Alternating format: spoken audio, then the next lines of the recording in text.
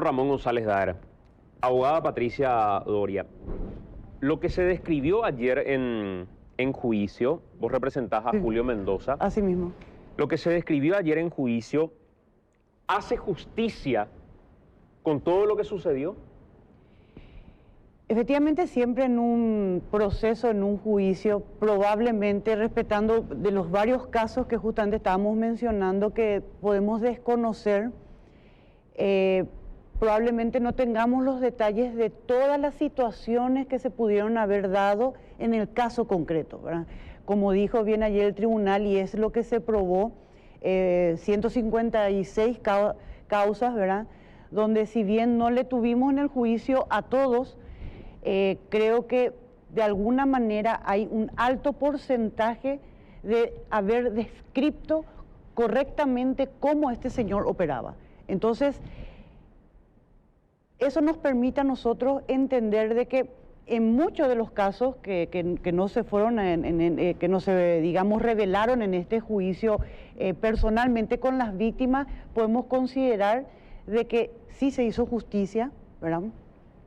Quiero resaltar un caso concreto que justamente nosotros como querella habíamos mencionado como para demostrar la actitud de este señor, que es un caso, recuerdo, Frasqueri, una de las causas penales, donde el señor sacó un crédito con el señor Ramón González al 10%, correctamente, así como explicó el tribunal. Por la fórmula operativa era tan difícil determinar cómo iba subiendo, sacando el tema del porcentaje. Sí se pudo mostrar que nunca fue menos del 5%, siempre era del 5 para arriba, ¿verdad? Mensual. ¿Y cuál era la operativa de este señor? Y perdón que me desvíe un poco de la pregunta, Santiago, pero yo creo que esta particularidad de sus operaciones es muy importante volver a resaltar, porque a veces lo decimos a nivel macro, préstamos usurarios, pero desconocemos en detalle cómo era esa operativa. ¿Y qué es lo que hacía este señor? Este señor, obviamente, cuando prestaba dinero, porque él también hacía descuentos de cheques, que es también una modalidad de préstamo. Claro. Bueno, lo relativo cuando él prestaba dinero, él cómo lo instrumentalizaba siempre con cheques, o sea, emitidos de su cuenta.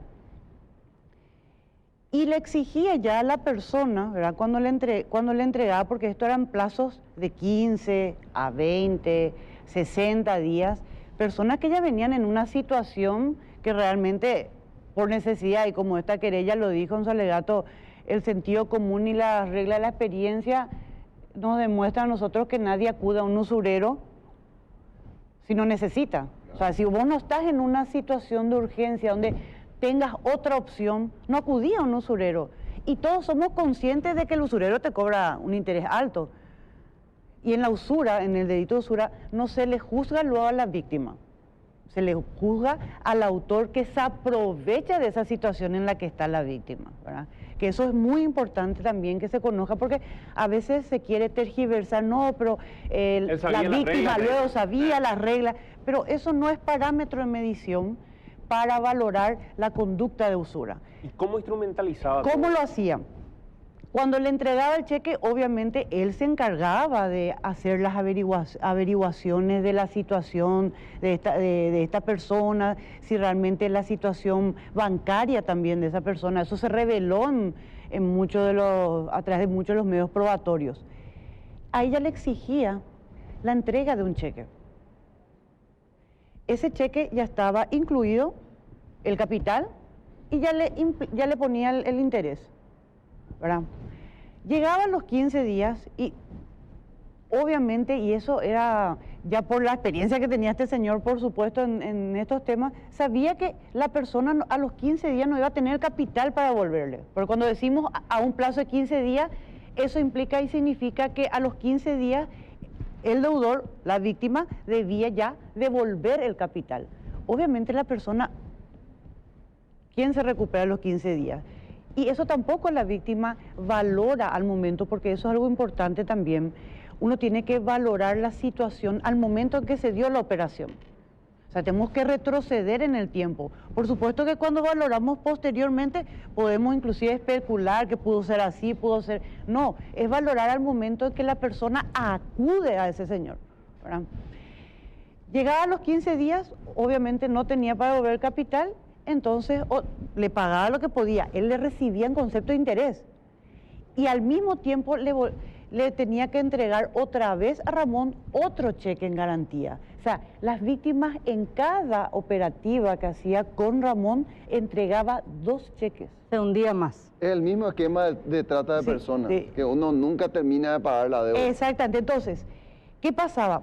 Él se quedaba con los cheques y supuestamente esos cheques, y siempre dije supuestamente porque realmente él desde el vamos era consciente de que esos cheques que él exigía como garantía No tenían era el fondo. arma Claro. que él iba a tener para seguir hostigándole y constriñéndole a la persona y mantenerle en zozobra. Te tenía contra la pared. Tanto así que eso también se demostró que después cuando él le seguía exigiendo a la persona o se negaba a pagar, porque ya dijo, como en el caso de mi cliente, ¿verdad? No, yo ya te pagué todo, ya te pagué todos los intereses. ¿Qué hace y qué es lo que hacía este señor? Acudía y denunciaba por supuesta estafa. Entonces, por eso es que nosotros habíamos señalado, esta persona entraba con un término más de Lego, en una bola de nieve, ¿verdad? ¿Y qué decía? Él no le devolvía los cheques viejos. Allí un dato nada más quiero, pero por curiosidad. Sí. Cuando González Daer recurría a la justicia, ¿cómo justificaba el origen de la operación? ¿Qué decía si él no se declara prestamista legalmente? ¿Cuál era el origen de la relación contractual con su demandado? Y eso justamente resaltamos, todas las denuncias que justamente con el Ministerio Público, que seguro después el fiscal lo va a mencionar, en todas las denuncias, ¿verdad? Era una relación comercial.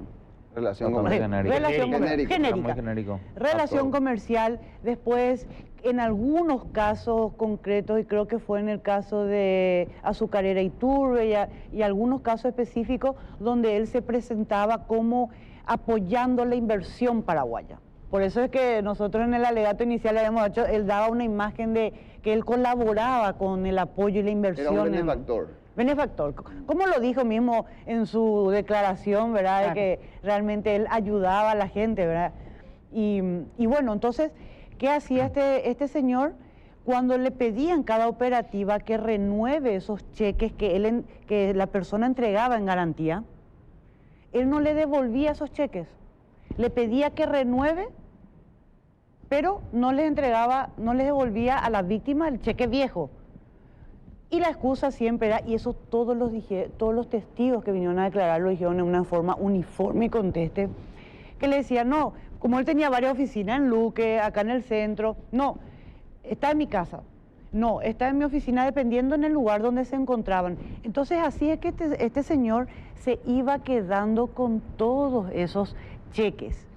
¿Ustedes Sí. acumularon, doctor, o llegaron a incautar, doctor, cheques en cantidad importante como evidencia para 4.000. incluir dentro de la causa? Sí. Y sumo a eso, si después de todo esto que describe la doctora Doria, si después de todo lo que ustedes investigaron, si después de todo lo que escucharon del tribunal también ya certificar después de la investigación, ¿crees que dieron con el mayor usurero de este país?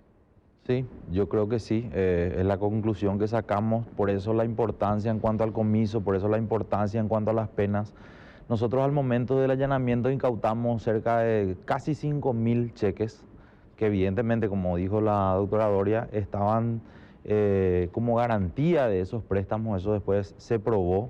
Y la verdad, haciendo una infidencia, al momento de tomar la decisión de los allanamientos, no sabíamos si íbamos a encontrar tanto cúmulo informativo. Tenemos que recordar de que esta causa nace de oficio por parte del Ministerio Público y nace a partir de la información que llega de Óscar González Daer, donde estaba dentro de la información de inteligencia de la CEPRELAT, se notaba que los movimientos billonarios que tenía el señor Ramón González Daer. Y recuerdo con la doctora Liliana Alcaraz, que es la que quedó con la causa de Óscar González Daer, analizábamos las aristas como para ver si podíamos hacer algo Y fue ahí que empezamos a llamar nosotros a las víctimas, a las supuestas víctimas en ese momento, eventuales víctimas. Y lo anecdótico es que en realidad el primero y único que se animó a hablar con la fiscalía, si bien todos te decían informalmente que sí eran préstamos, que eran usurarios, el primero que se anima y tiene el coraje realmente para declarar formalmente es Juan Planá y posteriormente el señor Yampey. Las demás víctimas, en realidad, nadie quería hablar por el temor que le tenían. Tanto así que ya se imputó y posteriormente a eso tampoco querían. Y digo hoy día un caso en particular, el señor Carlos Quise, que fue víctima de él. Yo conversé con él personalmente, pero no se animó de vuelta. Y ya después, creo que después en la acusación recién él presenta una denuncia independiente que hoy día también está siendo investigada, ¿verdad? Y se entiende perfectamente. Imagínate haber lidiado con ese esquema tanto tiempo, como para luego querer, digo, psicológicamente nomás, tener que reiniciar todo ese proceso que tanto daño te causó. Un segundito. A Estela le cedo y después continuamos. Sí, justamente cuando hablaba de estos cheques que le preguntaba a Santiago, fiscal, ¿qué pasa con las deudas de las personas que le siguen adeudando? ¿Qué pasa con sus deudas cuando se comprueba él que es usurero, que se aprovechó y que está condenado en este momento? Bueno, yo creo y saco una conclusión particular fuera de la causa, que ahora a partir de esto yo creo que sus deudores van a quedar liberados, por llamarlo de alguna manera. En realidad, a partir de la incautación de esos cheques, él dejó de tener ese instrumento de garantía o de presión hacia ellos. Pero una particularidad es que, por ejemplo, justamente el cliente, el cliente de la doctora Doria, el arquitecto Yampey, fue denunciado post-imputación. O sea, él siguió con esa temática, siendo imputado y todo. Y una anécdota también, que también se probó a través de una declaración de una de las víctimas, es que él le seguía solicitando que vayan a pagar, él estando preso en la agrupación especializada. O sea, es por eso que tanto se eleva la condena también. Y evidentemente yo no creo de que él tenga como norte el dejar del todo. Va a seguir intentando. Por eso que se tiene que hacer efectiva la condena cuanto antes. Totalmente. Y lo agravante otra vez, y disculpen que me sume, ¿verdad?, esto, es que él no solamente se quedaba contento con hostigarle y denunciarle hasta penalmente con la gente que efectivamente él le prestó. Como se manejaba mucho con cheques de terceros, porque la persona podía también tanto hacer descuentos como, les dije, o garantizar o pagar su deuda con cheques de terceros. Entonces, ¿qué hacía este? Y eso está comprobado también en juicio, de que él le denunciaba penalmente a la persona, a la víctima con quien tuvo la relación crediticia, y también al tercero que nunca tuvo ninguna relación. Y es justamente el caso que usted mencionó hace rato de la señorita Tania Villalba Díquel, Claro, ¿verdad? De los Villalba Díquel, que ellos tenían una relación, la familia tiene una azucarera. En aquel entonces, cuando ya tenía creo que 22 años, 23 años el hermano, porque el hermano también entró en el tema, ellos tenían una operación con Azucarera Iturbe, de provisión de azúcar. Entonces ellos firmaron varios acuerdos con la Azucarera Iturbe, a quienes le entregaban cheques, y dentro del acuerdo decía de que en el caso que Azucarera Iturbe no cumpla con la Azucarera Villalba en entregarle las azúcar, entonces automáticamente caía esos cheques, ¿verdad? Entonces, ¿qué hacían los Villalba Díquel? Pero eso es una negociación entre ellos. Obviamente ya solicitaban orden de no pago de esos cheques, pero eso ya era un acuerdo entre partes. Había un contrato. ¿Qué hacía este señor? Para que vean lo grave, ¿verdad? Como la Azucarera Iturbe, que ustedes habrán escuchado cuando declara el señor Fernando Campos Riera, entró después en un círculo ya de imposibilidad financiera, de liquidez para seguir afrontando con sus obligaciones, tanto las asumía en el sistema financiero como también la asumía con este señor, pero durante esa negociación él también negociaba con los cheques de terceros. Y el señor Fernando entrega los cheques emitidos por los Villalba Díquel. Así es como llega estos cheques de los Villalba Díquel a González Daer. Y después, cuando ya caen estos cheques, obviamente, ¿qué hace? Le denuncia a Fernando Campos Riera y le denuncia a esta señorita y al hermano. El hermano también tiene una causa penal y ella es la que inclusive le ordenaron, o sea, le pusieron medidas y que ella durante 8 años comentó justamente, ¿verdad?, que fue muy impactante realmente cuando ella presta su testimonio ante el tribunal. Le quería consultar acerca de cómo la justicia termina prestándose a este esquema, pero desde la perspectiva de si la denuncia presentada por Ramón González Daer y su equipo asesor reunía los requisitos realmente como para iniciar una persecución penal. Porque por allí puede venir un agente fiscal y decir, no, pero lo que pasa es que lo que yo tenía a la vista resultaba verosímil y yo estoy obligado a dar persecución penal cuando tengo conocimiento de la comisión de un hecho punible. ¿Era creíble, era verosímil, estaba bien estructurado dentro de la arquitectura jurídica o en realidad era un mandato de hágase en muchos de los casos? Yo creo que, bueno, en realidad, y como había dicho Santiago, porque eventualmente podría yo mismo llevar esa investigación, tengo que ser cauteloso con la conclusión que pueda sacar. Hablamos de 156 casos y hay que analizar cada caso en particular y ver, como bien dijiste, Roberto, la solvencia o la sospecha que la norma precisa como para que se establezca una imputación y posteriormente también una acusación, ¿verdad? Evidentemente, a priori, lo que nosotros pudimos percibir es que las denuncias eran muy vagas, eran uniformes y evidentemente se va a hacer, estoy seguro de eso, se va a hacer una investigación de cada caso en particular y posteriormente para sacar esas conclusiones. Tenemos que ir hasta nuestra compañera Clara, que está en Tupí, pero quiero nomás en esa línea. Hoy el diario ABC trae en página 4 qué cantidad de causas abrió cada fiscal ligadas a González Daer. Cintia Espínola, 22 causas. Néstor Alfredo Cañete, 18 causas. Augusto Ledesma, 16 causas. Roberto María Velázquez, 14 causas. Juan Carlos Ruiz Díaz, 11. Mirta Graciela Ortiz, 11. Natalia Fuster, 11 causas. Y así continúa la lista con una cantidad de 195 causas en total. Y yo lo que quiero dejar picando y responder también a la vuelta de Clara y de la pausa, hubiera sido Ramón González Daer, el clan González Daer, el clan más importante de usureros del Paraguay, si no tenía la colaboración de la justicia o no, si no tenía el manejo del jurado de enjuiciamiento de magistrados, el manejo del poder político en la zona o no. Porque no es fácil convertir todo este esquema, incluso trayendo al codeudor o a alguien que eventualmente sea el garante, a meterlo dentro del esquema penal que finalmente llevaba para adelante, como describía la abogada Doria. Estaba nomás conversando con algunas personas y intercambiando algunas ideas. ¿Cuánta gente perdió su casa, por ejemplo, por culpa de González Daer? ¿Cuánta gente perdió lo poco que tenía para sobrevivir, su vehículo, su casa, un montón de propiedades? ¿Qué es hacer justicia en una causa como esta? ¿Es privarlo de su libertad y enviarlo a la cárcel? ¿O es que la gente sea resarcida porque nunca tuvo que haber perdido la casa, porque nunca tuvo que haber perdido el vehículo, porque nunca este señor se hubiera hecho multimillonario como se hizo, si es que no era gracias a este esquema? Pero dejaba picando una consulta, doctor legal, abogada Doria.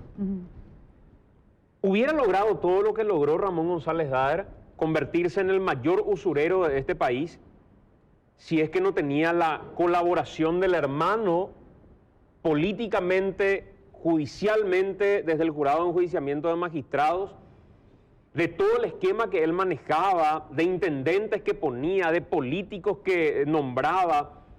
¿Hubieran logrado todo esto sin esos tentáculos? Bueno, en realidad tenemos que analizar que esta era una estructura criminal, y una estructura criminal es un emprendimiento, es una empresa. Lo que nosotros pudimos probar en juicio es de que él desde siempre se dedicó a la usura y ahí tenemos que hacer un paralelismo con el crecimiento político de la estructura en sí.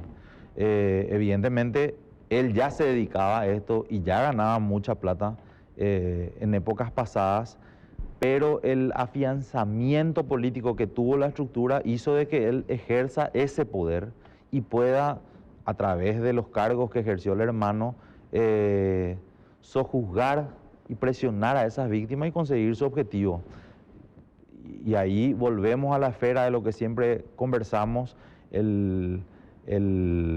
línea de uso que se le hace al jurado enjuiciamiento de magistrados, donde a través del mismo se presionaba a jueces y fiscales que, como dijo una de las víctimas, que fue el escribano Tati Zubizarreta, yo estoy seguro que ningún fiscal cobró un guaraní por lo que hizo.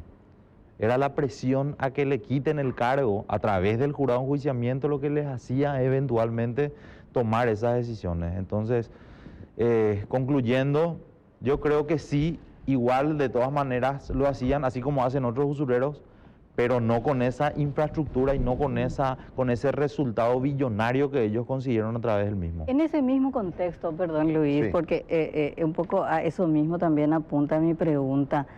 En el 2017 es el declive de Óscar González Daer cuando pierde su cargo en el Senado a raíz de los audios filtrados.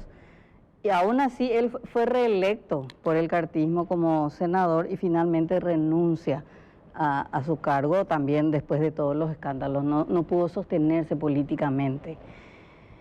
Y este caso para mí por eso tiene algo agridulce, porque finalmente se derrumba este imperio del mal, por llamarlo de alguna manera, cuando el padrino político más importante, que es González Daer, está en la llanura.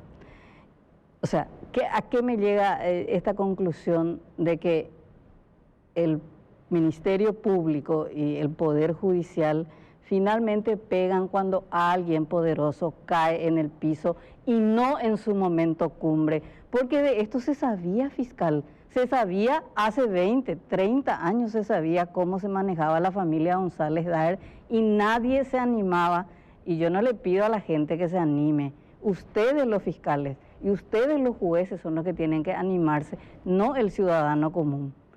O sea, se da esta situación de la caída de los González Daer cuando Óscar González Daer cae políticamente y ahí recién entra la justicia, diríamos, con todo el peso de la ley. Es una patada de un perro muerto. Voy a hacer un análisis personal con eso porque es lo que me resta, en el sentido de que yo no puedo hablar por los demás fiscales, pero yo puedo hablar de mi trabajo. Y no es... hablo como sistema. No, no, pero claro, institucionalmente yo puedo dar fe de que las causas que a mí me asignan, sea quien fuere, yo las proceso. Y un caso particular es el hoy senador Rodolfo Friedman, hombre cercano supuestamente al presidente de la República. Y yo no estoy soltando el acelerador en ningún sentido. Hay una investigación paralela en su contra, él está acusado. En estos días quisieron cambiarle al juez especializado y buscar un juez a medida. Apelé esa resolución, Cámara me confirmó y vuelve ahora al juez competente.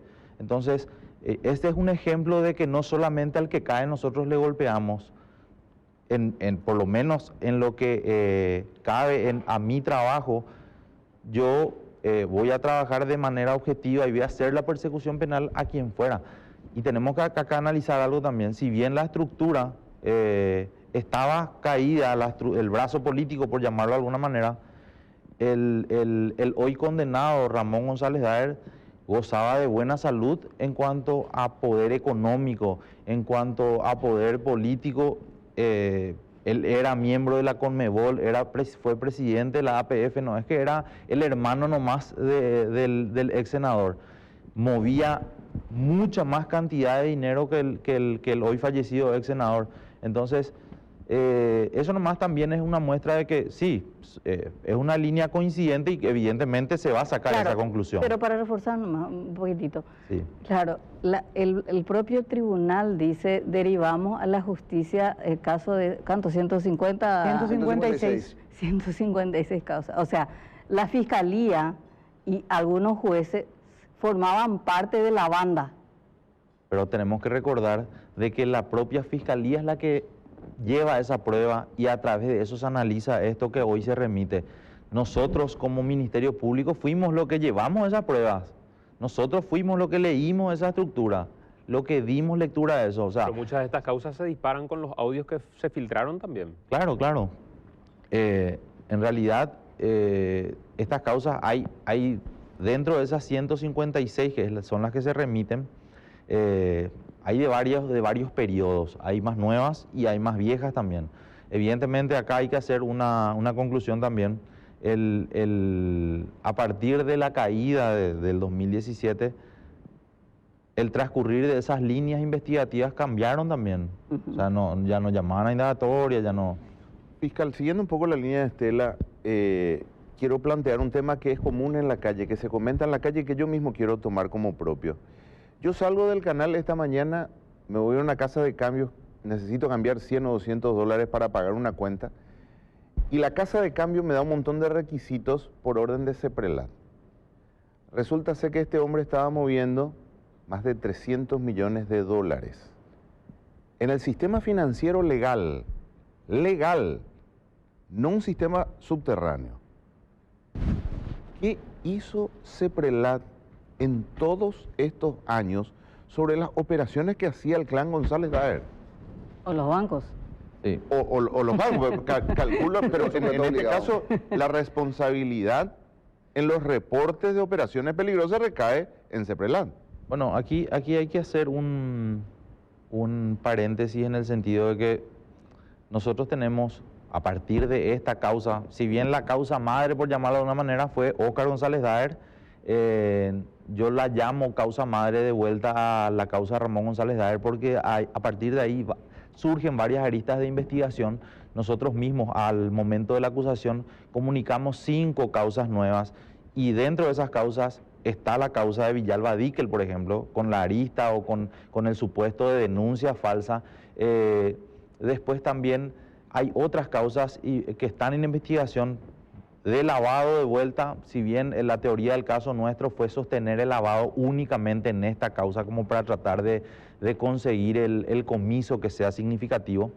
Y otras aristas más. Dentro de esas aristas también hay investigaciones a las mismas entidades financieras y también a la CEPRELAT. Porque aquí, como bien dijiste, Luis, lo que se ve a priori y que también fue fundamento del Ministerio Público dentro del juicio, es que ellos elevaban el límite operacional lo máximo posible como para poder no ser percibido dentro del sistema. Pero para hacer eso, en 5 bancos presentaban los mismos documentos. Por una cuestión lógica, uno tendría que partir esa información como para que los LOA y los límites operacionales bajen. Los bancos no hicieron ese trabajo y evidentemente, eventualmente podría haber cierta responsabilidad primero de los bancos y después ver si es que existieron los reportes de operaciones sospechosas y qué hizo CEPRELAT en torno a eso. Esas son cuestiones que van a seguir su curso. Esto no termina con esta condena del día de ayer. Estas investigaciones van a seguir, muchas de ellas están en la unidad de delito económico y algunas de ellas son particularmente de la unidad que está a mi cargo. Quiero, para cerrar nada más, precisamente sobre eso. Acá en realidad se abren un montón de aristas porque es un grupo de gente que decidió contar su historia. Así mismo. ¿Cuánta gente pudo haber sido estafada por el clan González Daer y no se animó a denunciar? Sí. Esa gente ahora tiene una oportunidad de hacerlo. Sí. Claro. Se puede acercar testimonios. Vos hablabas, doctor, del caso de Carlos Alberto Quise, que muy someramente en su momento nos dijo, yo voy a contar en su momento todo. Creo que cuando se dio la acusación, bien decías, ahí decidió, pero lo suyo fue brutal. Hay un montón de otra gente que probablemente perdió muchísimo más, inclusive, con el clan González Daer. Abre esa arista, pero abre también la arista de, aunque haya sido no por plata, sino por presión del jurado de enjuiciamiento o lo que fuera, jueces y fiscales que actuaron de manera irregular que deben ser sometidos a la justicia fiscal legal. Claro, es así. Nadie escapa a una investigación. Se debe hacer esas investigaciones y ver las responsabilidades. ¿Y de quién depende eso? ¿De la fiscal general del Estado? Sí, depende institucionalmente. Primero nosotros tenemos que esperar la notificación oficial de la resolución íntegra del Tribunal de Sentencia, porque es ella la que hace esa conclusión primaria ayer al tomar la decisión, y eventualmente lo que vamos a esperar es esa comunicación, y a partir de ahí, porque en realidad me van a notificar a mí, voy a trasladar a Fiscalía General y Fiscalía General va a tomar esa decisión. Ahí se tiene que hacer, doctora Doria, pregunto, Sí. como estuviste también en delitos económicos, Sí. ahí se tiene que hacer un examen, por ejemplo, de correspondencia de, Sí, de pongo un mérito. ejemplo, la fiscal Cintia Espínola, Que ahora es jueza. ahora es jueza, Ahora es jueza. de Augusto Ledesma, de Néstor Alfredo Cañete, voy diciendo algunos de los nombres que veo están en la lista. De todos estos fiscales o jueces, tiene que hacerse un examen de correspondencia de cuánto dinero tienen y cuánto dinero habían declarado tenían cuando estaban en la función pública. Bueno, eso es más para un caso de, como te decía, enriquecimiento, ¿verdad? Cuestiones como esas. Pero para contar más o menos cómo es el trámite en esta situación en particular, el tribunal decide remitir los antecedentes. ¿Eso qué implica? Cuando decide eso, y también nosotros como querella habíamos solicitado también la remisión de la esposa, de Arsenio Duarte y de otras personas, ¿verdad? Es cuando vos detectás en pleno juicio que hay elementos que nos indican que tenemos sospecha de la participación de estas personas en la comisión de un hecho punible, o si no, no se justificaría remitir eso al Ministerio Público. Es como una denuncia. Claro. Como el juez no puede actuar de oficio en eso por el sistema que tenemos, entonces decide remitir conforme al artículo 18 del Código Procesal Penal. Eso remite a Fiscalía General. El tribunal, una vez que quede firme esta decisión, esos antecedentes deben ser remitidos a la institución. Y ahí, conforme a eso, entonces la Fiscalía designa el fiscal. Si va a entrar en delito económico, sí, delito económico tiene esa particularidad de que tiene la Dirección de Delito Económico y hace un análisis de mérito. Y cuando decimos un análisis de mérito es justamente ese análisis del artículo 18, ¿verdad? Pero obviamente hay que decir de que cuando el tribunal señala la remisión, es por la justificación es de que se cumpla el artículo 18. Hay indicios, o si no, no hay justificación. Gracias, doctora Doria, por estar con nosotros. Muchísimas gracias, agradezco esta oportunidad y si me permiten, ¿verdad? Hacer una breve conclusión. Nosotros como querella estamos sumamente satisfechos con esta decisión tomada por el tribunal, no solamente haciendo en términos más sencillos justicia para lo que tocó para mi cliente, sino también un poco de alivio, porque habrán visto, no solamente, no contento con haberle devuelto el arquitecto Mendoza Yampey 7.000 millones más de lo que le prestó este señor. 7.000 millones más. 15.000 millones y algo es lo que le termina prestando el señor Ramón González Daer a mi cliente.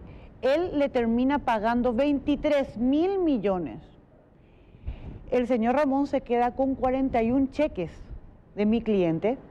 Con eso le seguía hostigando para que siga pagando. Mi cliente le dijo, yo ya te pagué de más, ¿verdad? 7.000 millones ¿verdad? más. Y con eso, y es lo que comentó recién el fiscal, 4 cheques utiliza, le demanda civilmente, le ejecuta y le embarga bienes de su empresa, y los cheques restantes le denuncia por estafa a mi cliente. Como justamente él estando ya procesado, ahí le denuncia, el fiscal del caso desestima el caso de mi cliente y aún así vuelve a apelar la desestimación, estando él procesado. O sea, eso es para... Doctor Legal, en 30 segundos nomás, 15 años era lo máximo a lo que se podía aspirar o se podía pedir más inclusive. Era el máximo, era el techo. Ok, lo otro. Acá hubo un médico que expidió un documento falso respecto al caso Ramón González Daer. Sí, Y parte de la información en cuanto a la infección que sostuvo que tenía el el señor. tribunal también remitió esos antecedentes para que se investigue. Al médico que expidió este Al certificado, médico. Es así. falso. Es así. Correcto.